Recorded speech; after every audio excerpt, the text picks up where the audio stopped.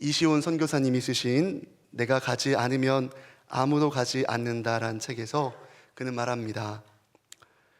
우리 집에 사는 사람들은 따뜻하다. 따뜻한 말을 해서 그렇다. 아픈 누군가를 위로할 줄 알고 그 아픔을 함께 짊어질 줄 안다. 곁에 있는 사람이 울 때 같이 울고 웃을 때 같이 웃을 줄 안다. 상처를 이해하고 함께 아파할 줄 안다. 또한 겸손을 귀하게 여기는 사람들이라 말하기보다 먼저 들을 줄 안다. 우리 집 사람들은 거룩함을 생명처럼 여긴다. 언제나 거룩함으로 서로를 배려한다. 상대를 존경하고 존귀히 여김이 몸에 배어 있다. 나이가 적다고 함부로 대하지 않고 높은 사람이라고 아부하지 않는다. 여러분, 주님의 임재가 가득한 집은 이런 집입니다. 이런 교회입니다. 우리 교회가 이런 교회가 되길 소망합니다. 그것을 위해서 우리는 말씀과 기도로 마음을 찢어 다른 이를 품고 그의 성장을 함께 기뻐하고 함께 아파해야 합니다.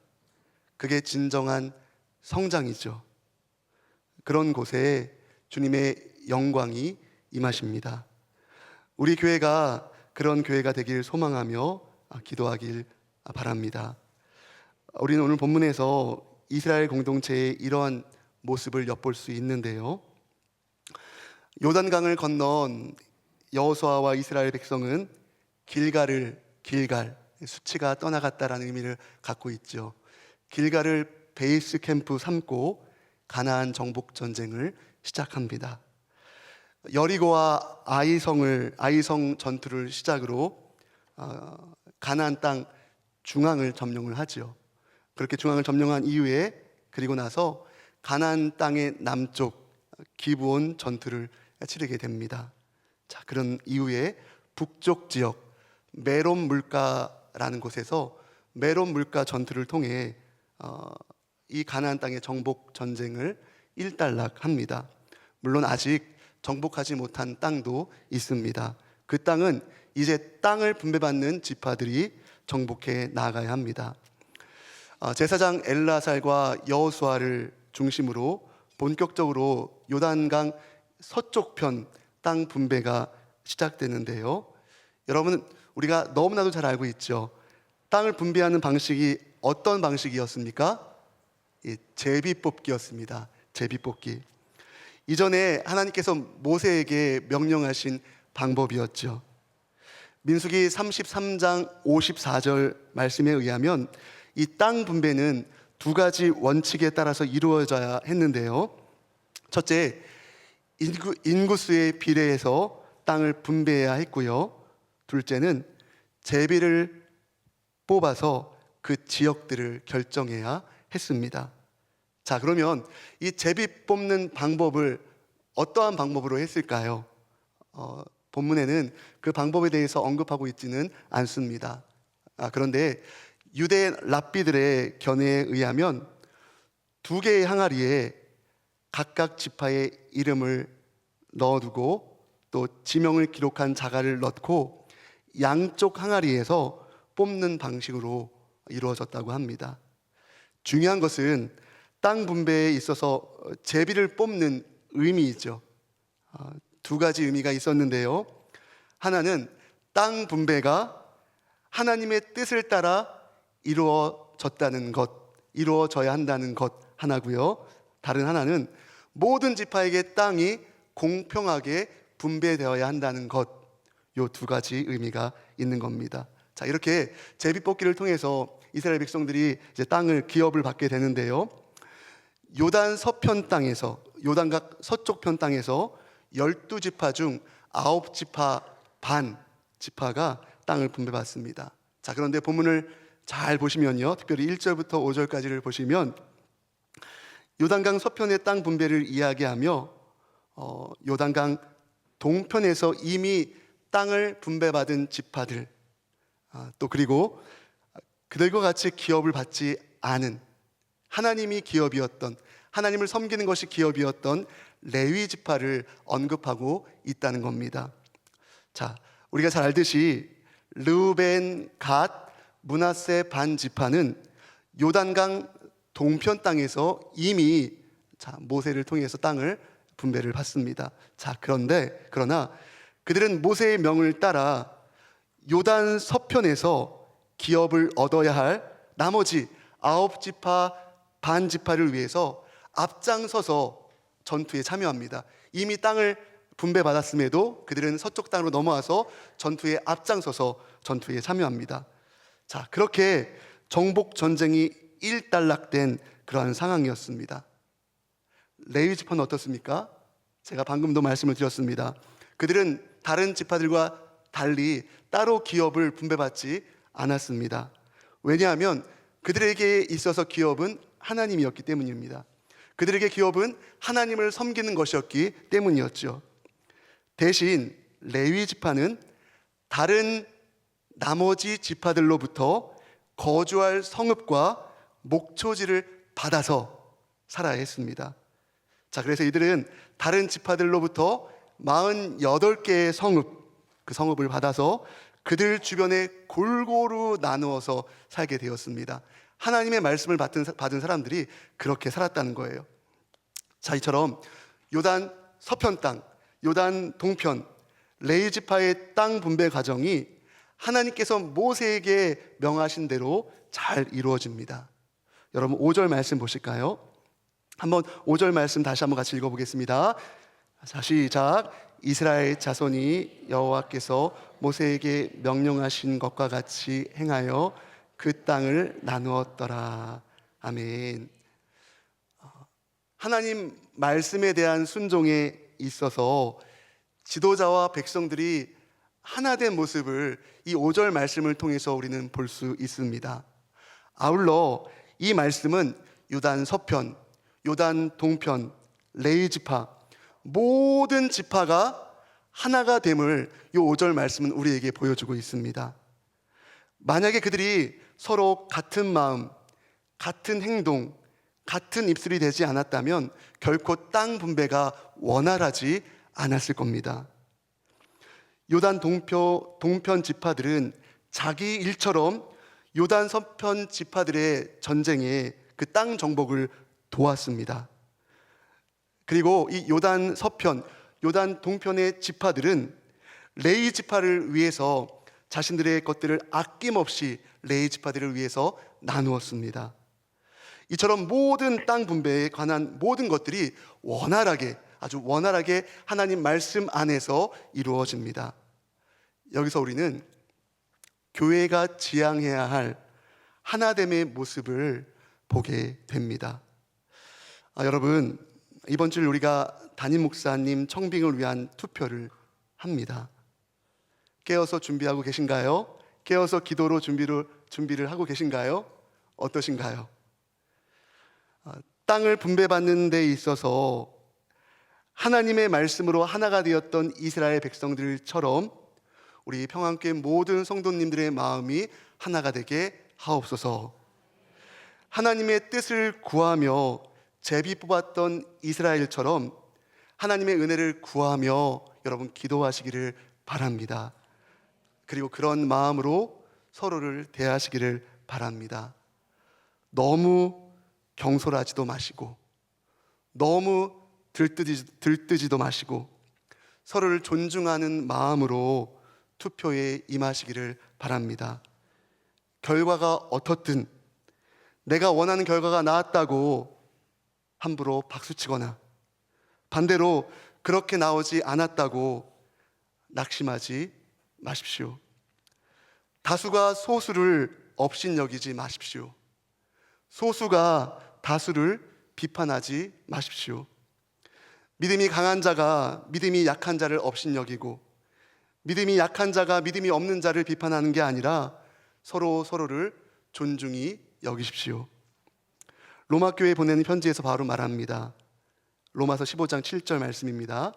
그러므로 그리스도께서 우리를 받아 하나님께 영광을 돌리신 것 같이 너희도 서로 받으라. 이 청빙의 과정을 통해서 여러분 정말 모퉁이 돌 대신 예수님 안에서 서로 연결되어져 하나 된 평안교회 공동체로 더욱 든든히 세워지길 주님의 이름으로 간절히 축복합니다. 아멘. 자, 이렇게 본격적으로 요단 서편의 땅 분배가 이루어지는데요, 이 요단 서편의 땅 분배는 그니스 사람 갈렙이 헤브론 땅을 기업으로 받는 이야기로 시작됩니다. 자, 왜 요단 서편 땅 분배에 앞서서 왜 이 갈렙의 이야기가 먼저 나오는 걸까요? 45년 전의 일입니다. 지금 가나안 땅을 차지한 이스라엘 백성들의 부모 세대죠. 가데스 바네아에서 12명의 정탐꾼이 가나안 땅을 정탐하는 일이 있었습니다. 자, 그러나 그들은 가나안 땅을 차지하라는 하나님의 명령에 불순종합니다. 그로 인해서 그들의 부모 세대는 38년 긴 광야 생활 속에서 다 죽습니다. 그 가데스 바네아 사건으로부터 45년이 지났습니다. 가나안 정복 전쟁은 여전히 진행 중입니다. 이 자녀 세대들, 요단 서편 땅을 분배받은 지파들은 여전히 전쟁을 통해서 차지해야 할 땅이 남아 있었습니다. 자, 그래서요, 성경의 저자는 가데스 바네아에서의 정탐 사건 이후에 45년 동안 변함없는 믿음을 보였던 갈렙을 이스라엘의 자녀 세대들이 따라야 할 모델로 제시하고 있는 것입니다. 자, 그렇다면 이제 그들은 어떤 자세로 분배받은 땅을 차지해야 할까요? 아울러 우리는, 지금을 살아가는 우리는 하나님을 어떤 자세로 섬겨야 할까요? 자, 그러기 위해서는 갈렙이라는 사람이 보여야 합니다. 갈렙이라는 사람이 어떤 사람일까요? 갈렙이라는 이름에서 두 가지 의미를 추출해 볼 수 있는데요, 하나는 이 갈렙이라는 이름이 이런 의미가 있습니다. 콜 레브. 이 갈렙은 온 마음을 의미합니다. 온 마음. 우리는 갈렙이 어떤 마음으로 하나님을 섬기며 따랐는지를 알 수 있죠. 그는 온 마음으로 하나님을 의지하며 따르며 섬겼던 사람이었습니다. 온 마음으로. 한 가지 그런 의미가 있고요. 또 한 가지 의미는 갈렙은 켈렙, 개, 독, 멍멍이, 개라는 의미를 갖고 있습니다. 개는 이스라엘 백성들이 이방인을 비유적으로 일컫는 용어죠. 이것은 갈렙이 이방적인 혈통을 가지고 있었다는 것을 추측해 줍니다. 갈렙의 이름 앞에 늘 붙어 다니는 수식어가 있습니다. 그니스 사람, 그나스 사람, 갈렙, 이렇게 수식어가 붙어 있죠. 그니스 사람, 그나스 사람, 이 말은 같은 의미입니다. 여기서 그니스 사람은 이스라엘인이 아닌 사람들로, 다른 사람들로 구성된 집단입니다. 지리적으로나 인종적으로 겐 족속에 가까운 사람들이 이 그니스 사람들입니다. 창세기는 이 그니스 사람을 가나안 남부 지역에 거주하던 에돔 족속 가운데 하나로 소개하기도 합니다. 여러분, 이스라엘 백성들이 애굽에서 나올 때, 출애굽할 때의 일을 한번 생각해 보시기를 바랍니다. 수많은 잡족들이 함께 이스라엘 백성들과 함께 출애굽을 하게 되어지죠. 거기에 이들도 있었을 겁니다. 거기에 갈렙의 조상들도 있었을 겁니다. 자, 그런데 민수기와 역대기에는 갈렙을 유대 사람이라고 기록을 하고 있습니다. 자, 이미 이야기한 바와는 상충한 것 같아 보입니다. 근데 이것은 아마도 이방 혈통을 가졌던 갈렙이 후에 유다 지파로 동화되었기 때문일 것이다 라고 그렇게 추측을 합니다. 자, 이처럼 갈렙이 신약 성경에 유대인들이 상종도 하지 않았던 사마리아 여인, 사마리아 사람처럼, 자신을 괴 취급해달라 했던 수로보니게 여인처럼 개 취급받았던 이방인이었던 사람이 갈렙이었습니다. 자, 아울러 개는 보편적으로 생각하듯 충성스러움을 상징하죠. 충성스러움.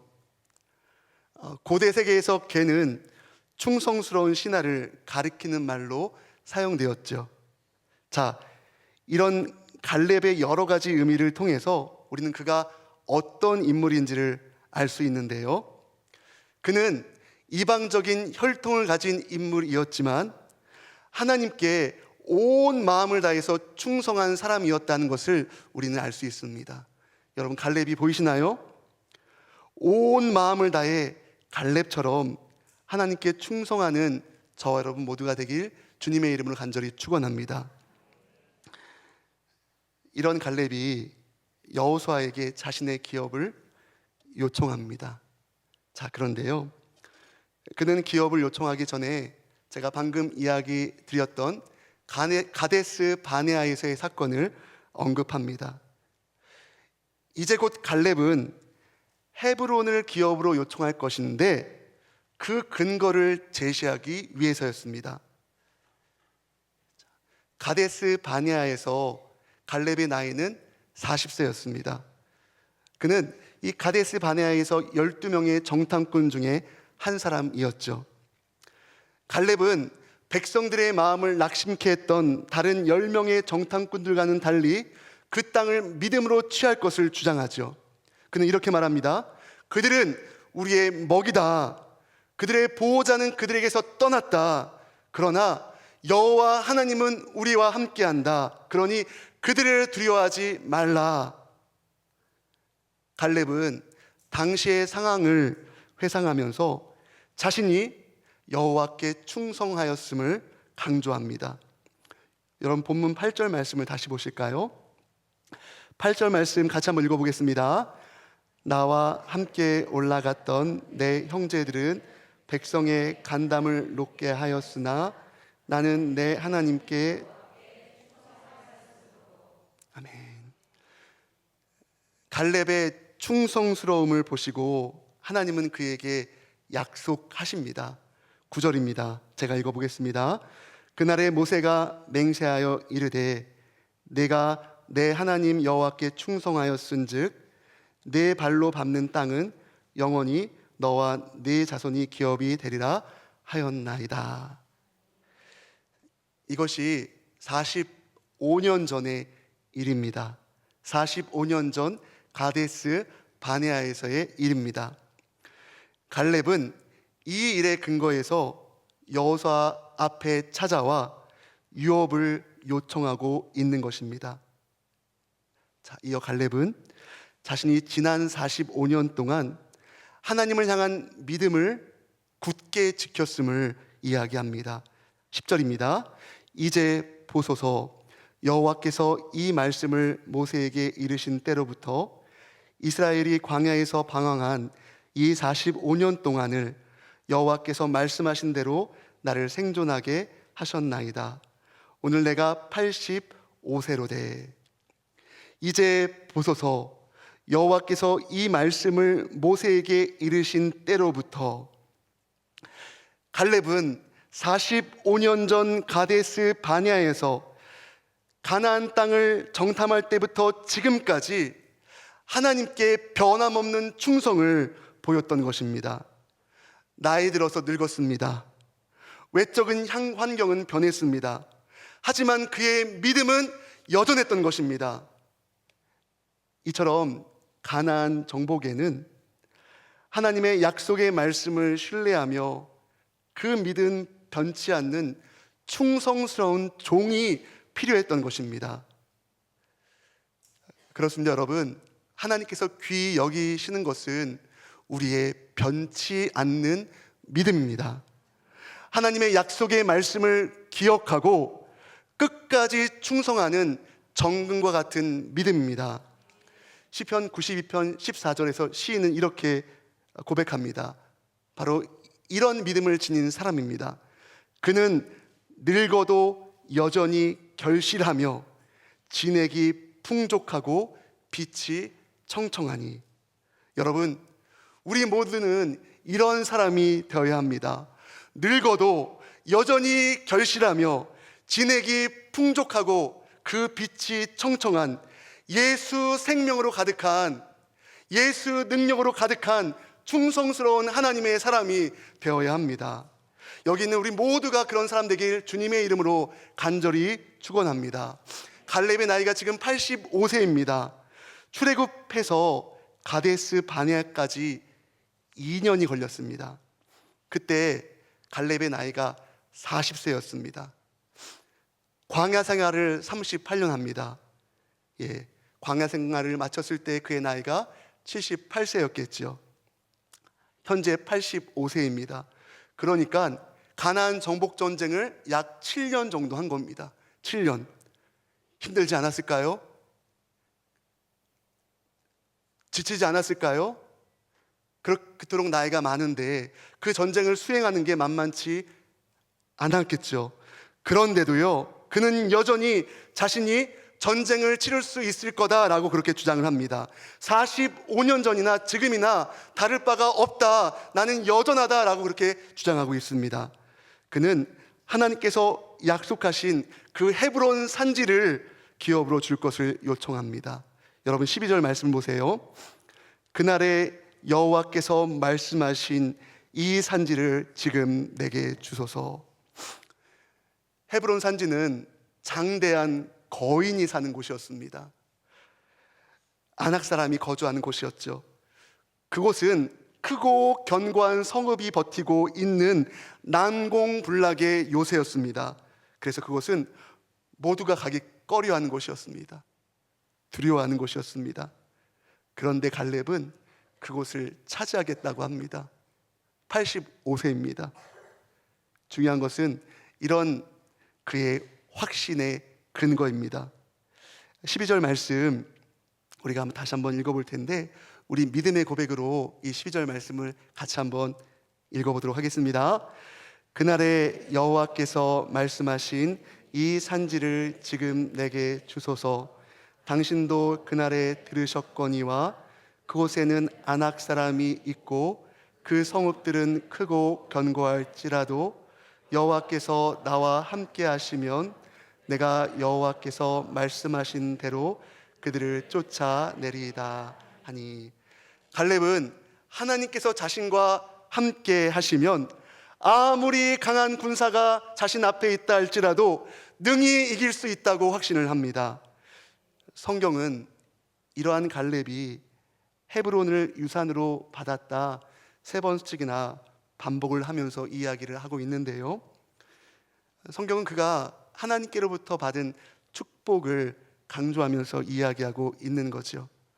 오늘 본문은 이처럼 갈렙이 복을 받은 이유를 한마디로 요약을 하고 있습니다. 14절입니다. 14절 말씀 같이 읽습니다. 헤브론이 그니스 사람 여분네의 아들 갈렙이 기업이 되어